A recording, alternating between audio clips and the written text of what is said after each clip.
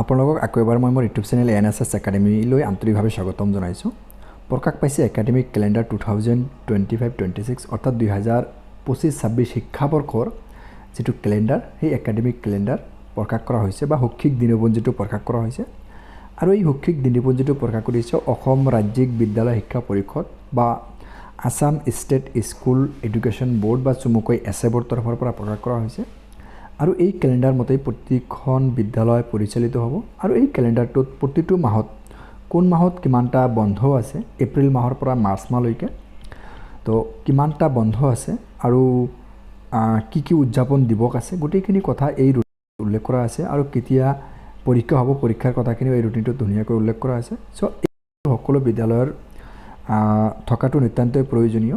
আৰু মই ৰিকুৱেষ্ট কৰিছোঁ, যদি আপোনালোকে ডাউনলোড কৰি ল'ব বিচাৰে তেতিয়াহ'লে মোৰ এই ভিডিঅ'ৰ ডেছক্ৰিপশ্যন বক্সত যাব, তাত এটা লিংক দিয়া থাকিব। তাত লিংকত ক্লিক কৰিলে আপোনালোকে এই যিটো একাডেমিক কেলেণ্ডাৰ 2025-26 শিক্ষাবৰ্ষৰ এই কেলেণ্ডাৰটো আপোনালোকে ডাউনলোড কৰি ল'ব পাৰিব।